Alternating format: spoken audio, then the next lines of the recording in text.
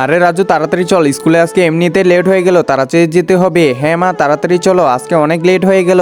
আরে আমার বাসায় অনেক কাজ থাকে তাই লেট হয়ে গেল। আচ্ছা চল, এই তো স্টার্ট দিয়ে দিলাম আমার R15টা, এই তো স্টার্ট হয়ে গেল। এখন চল আমরা চলে যাই। হ্যাঁ মা তাড়াতাড়ি চলো। আর তুমি এত আস্তে গাড়ি চালাচ্ছ কেন? আরে চলে চালাচ্ছি, দাঁড়াও একটু সময় লাগবে তো। এই যে মা কি অবস্থা? আরে তুই কেমন আছিস? আয় একবার বাসা থেকে ঘুরে যা। হ্যাঁ হ্যাঁ তাড়াতাড়ি আয়। আচ্ছা মা ঠিক আছে আমি যাচ্ছি। আরে মা চলে গেল আর আমাকে বললো না। আচ্ছা এই R15টা কিভাবে স্টার্ট করে আর কিভাবে চালায় একটু দেখি তো। এই যে একটু গিয়ার দিয়ে দিলাম। আরে এটা কোথায় যাচ্ছে? আরে থামাও থামাও, আমি তো চলে যাচ্ছি। আরে চাবিটা তো আমি গাড়িতে রেখে আসছি, নিশ্চয় রাজু কিছু একটা করছে, তাড়াতাড়ি যাইতে হবে। একজন মা কতটা আপন হয়ে থাকে যার মানেই তাকে জিজ্ঞাসা করে দেখো। তো দেখা যাক বন্ধুরা এই মায়ের জন্য কে ভিডিওটিতে লাইক এন্ড সাবস্ক্রাইব করে। আর যারা মাকে ভালোবাসো না তারা ভিডিওটি থেকে দূরে থাকো।